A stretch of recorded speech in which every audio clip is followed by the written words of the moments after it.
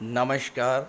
मैं वीके शास्त्री अपने चैनल के माध्यम से आप सभी दर्शकों का बहुत बहुत स्वागत करता हूं। ज्ञान, धन, संतान, विवाह और भाग्य के कारक ग्रहों के महामंत्री देवगुरु बृहस्पति 3 जून 2024 को वृषभ राशि में उदित हो चुके हैं और 14 मई 2025 तक वृषभ में ही उदित अवस्था में गोचर करेंगे। गुरु का उदित होना मेष से मीन राशि के जातकों के लिए परम सौभाग्य का पल है, क्योंकि पिछले 1 वर्ष से गुरु लगातार पीड़ित अवस्था में ही गोचर कर रहे थे और अपना कोई शुभ फल नहीं दे पा रहे थे। आपको याद होगा 2023 में जैसे ही देवगुरु राशि परिवर्तन करके मेष राशि में आए, चांडाल दोष बन गया था और 30 अक्टूबर तक चांडाल दोष बना रहा। जब 30 अक्टूबर को राहु केतु ने राशि परिवर्तन किया तो केतु के साथ षडाष्टक दोष बन गया। इसी के साथ शनि की तीसरी दृष्टि भी पूरे वर्ष देवगुरु पर पड़ती रही। 1 मई को जैसे ही गुरु वृषभ में आए तो शनि की दृष्टि भी हट गई और केतु का षडाष्टक दोष भी समाप्त हो गया। लेकिन आते ही गुरु अस्त हो गए और 3 जून को उदित हुए। देवगुरु का उदित होकर वृषभ में गोचर करना आने वाले 1 वर्ष तक 14 मई 2025 तक हम सभी को अत्यंत शुभ फल देने वाला होगा। तो आज के इस वीडियो में हम बात करेंगे गुरु के उदित होने का कन्या राशि के जातकों के जीवन पर क्या प्रभाव पड़ेगा। ये विश्लेषण आपकी चंद्र राशि के आधार पर किया जा रहा है और वीडियो के अंत में मैं आपको देवगुरु के उपाय भी बताऊंगा। तो ये है कन्या राशि के जातकों की कुंडली। देवगुरु का गोचर कुंडली के भाग्य के भाव में है। भाग्य के कारक ग्रह भाग्य के ही भाव में गोचर कर रहे हैं और सप्तम भाव और चतुर्थ भाव के स्वामी होकर।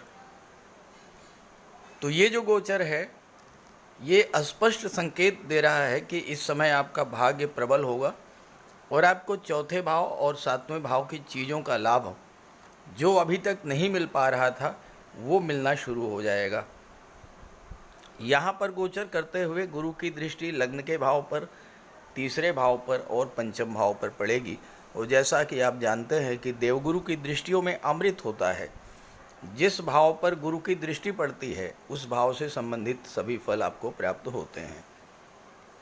पहले गुरु की बात करें जो कि नवम भाव में गोचर कर रहे हैं। इसके पहले क्या स्थिति थी? जैसा मैंने शुरू में बताया कि गुरु अष्टम भाव में गोचर कर रहे थे और 2023 में जैसे ही देवगुरु मेष राशि में आए थे राहु के साथ अंगारक योग, चांडाल दोष बन गया था।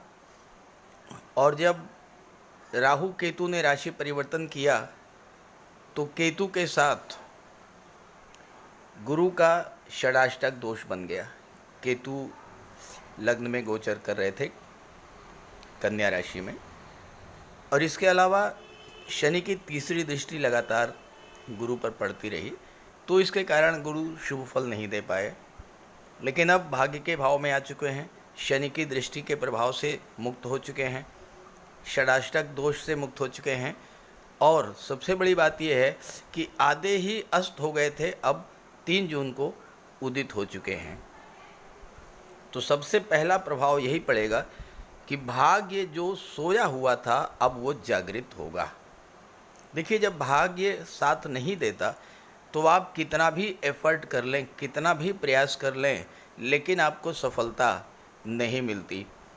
अब सप्तम के स्वामी होकर के भाग्य में आ रहे हैं तो सप्तम भाव आपका व्यापार व्यवसाय होता है, खास करके पार्टनरशिप में व्यापार।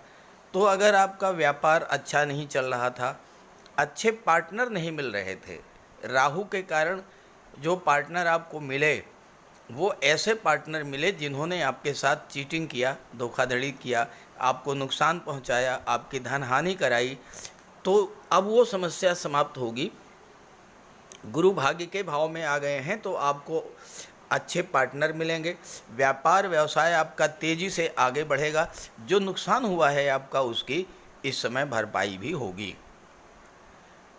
गुरु पंचम के भाव पर दृष्टि डाल रहे हैं, एक त्रिकोण में गोचर करते हुए दूसरे त्रिकोण पर दृष्टि डाल रहे हैं। तो ये जो समय है, ये पंचम भाव की चीज़ों का सभी शुभ फल आपको मिलेगा। किस्मत साथ देगी, छात्रों को सफलता मिलेगी, पहला कार्य। दूसरा, संतान प्राप्ति का भी प्रबल योग बनेगा। जो लोग नवविवाहित हैं और संतान के इच्छुक हैं, संतान की प्राप्ति नहीं हो पा रही है, उन्हें संतान की प्राप्ति होगी इस एक वर्ष में। दूसरी बात, जो लोग अविवाहित हैं और विवाह के इच्छुक हैं लेकिन राहु के कारण विवाह नहीं हो पा रहा था, देरी तो नहीं करते हैं राहु, लेकिन अचानक से कार्यों को बिगाड़ देते हैं। आपके रिश्ते बनते बनते बिगड़ गए होंगे, बात लास्ट तक आई होगी, सब कुछ फाइनल हो गया होगा, लेकिन कोई ऐसी बात उसमें हुई होगी जिसके कारण रिश्ता कैंसिल हो गया होगा। अब वो समस्या समाप्त होगी। राहु पर गुरु का नियंत्रण होता है और गुरु मजबूत स्थिति में है। राहु कोई नेगेटिव फल नहीं दे पाएंगे, आपके विवाह के रिश्ते फाइनलाइज होंगे। तीसरा भाव जो होता है, ये पराक्रम पुरुषार्थ का होता है, छोटी यात्राओं का होता है, छोटे भाई बहनों का होता है। और अगर पिछले एक वर्ष में आपको लगातार कष्टकारी यात्राएं करनी पड़ी हों, छोटे भाई बहनों से आपके संबंध खराब हुए हों, आप मार्केटिंग के क्षेत्र में थे, टूर एंड ट्रेवल के क्षेत्र में थे और वहाँ पर आपका काम अच्छा नहीं चल रहा था, तो अब गुरु की दृष्टि पड़ेगी, आपको अपने कार्यों में सफलता मिलेगी। यात्राएं आप इस वर्ष भी करेंगे, लेकिन उन यात्राओं से लाभ होगा। लंबी यात्राएं भी आप करेंगे, लंबी दूरी की यात्राएं करेंगे। विदेश जाने का योग बनेगा, खास करके छात्रों के लिए जो उच्च शिक्षा प्राप्त करना चाहते हैं, उच्च शिक्षा के लिए विदेश जाने का भी योग बनेगा, क्योंकि विदेश के स्वामी हैं सूर्यदेव। सूर्यदेव गुरु के मित्र हैं और सूर्यदेव कन्या राशि के स्वामी बुध के भी मित्र हैं। तो छात्रों के लिए इस समय विदेश जाने का योग बनेगा। चौथे भाव के स्वामी होकर के भाग्य के भाव में बैठे हैं। किस्मत साथ देगी, भूमि भवन प्रॉपर्टी की आपकी इच्छा तो पूरी होगी ही होगी। परिवार में कोई कलह तनाव की स्थिति बनी हुई थी, वो स्थितियां समाप्त होंगी। राहु के कारण, चूंकि राहु 30 अक्टूबर तक अष्टम में थे और चौथे भाव पर दृष्टि डाल रहे थे, तो राहु के कारण आपके परिवार में एक गलतफहमी, तनाव कोई बन गया था। किसी बात को लेकर के परिवार के सदस्यों के बीच में गलतफहमी हो गई थी, आपस में दूरी बन गई थी, वो गलतफहमी दूर होगी। सब मिल बैठकर एक साथ समस्याओं को सुलझाएंगे।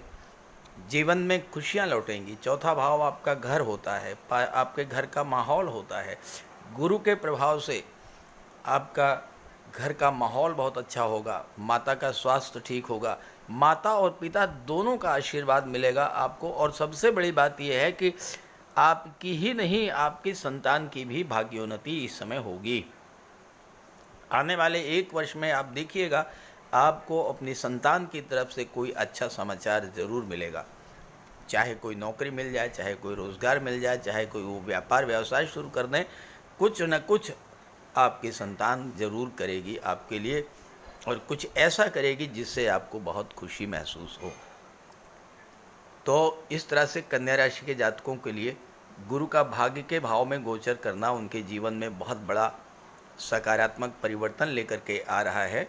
इस गोचर का लाभ उठाइए और ये वीडियो, ये जानकारी अपने साथियों मित्रों को भी शेयर कीजिएगा।